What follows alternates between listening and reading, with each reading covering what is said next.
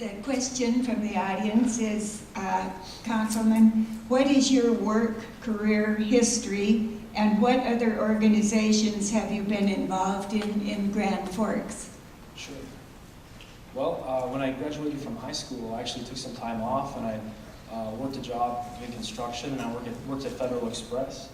And so I got to experience what it's like to work 60-hour weeks in hard labor, and it was humbling, very difficult. And so I was really glad that, I accepted my grandma's encouragement that I should go to college. I decided to go because I thought that would maybe be a good idea for my future. So I went to the university, and one of the things that happened there, partly because largely I was paying for my own college, was I was really concerned about the cost of college. And so I got involved in something called the Food and Facilities Committee, and this is a small issue, but it's one of the things that really got me interested in trying to make things better. I noticed that the bowls at the university were really expensive. They were $8 a piece, and at the time you could get the same kind of bowls for $1 elsewhere. I pointed that out, and to make a long story short, I went back and forth with this administrator who was well paid and worked at the university for years. And we found that we could actually use those bowls.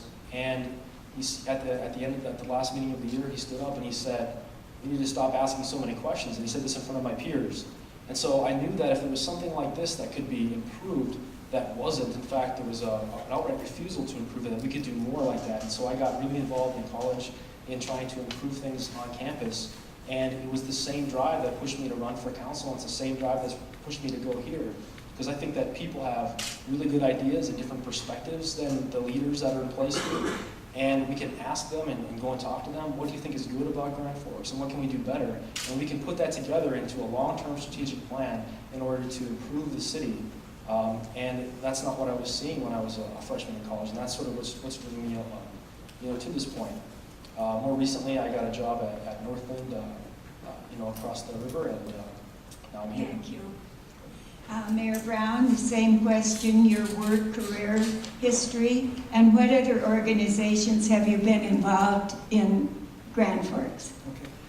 That's about life experience. My father was a jet mechanic in the Air Force. He was enlisted, and we lived on $400 a month. And then I was at Kuwasaki High School. I graduated. I got a scholarship to Baylor University, which was like $500, not knowing that college is like $18,000 a year.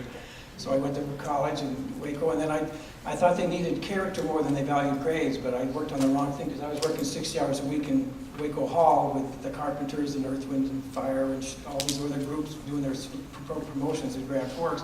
So I should have been working on my grades instead of my character, but it took me longer to get into medical school that way. So I graduated from Baylor, did a master's in biology, and then I worked for a year in Sacramento with the Sheriff's Department. And then I was in the Air Force as a launch officer, and I started as a deputy, then your commander, and then I was an instructor. And then I got accepted to medical school. And I welcomed the disabled American veterans 2 weeks ago to the community, and I realized when I was talking to these people, much of what we have is based on the sacrifice of others. And I just thought back, thank you to my parents for sacrifices when I go to school. Thank you for the veterans who sacrificed for us. And so much of what we have, and this is what we do as a community too, we sacrifice to give our children opportunities. I hope our young people opportunities.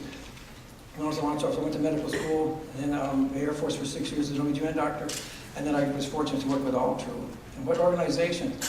I was just fortunate. I went to Bangkok, Thailand with Dave McFarland to the World Rotarian meeting, and I didn't know anything about Rotary, and I was so impressed with their maternal fetal medicine, their diabetes, their blindness.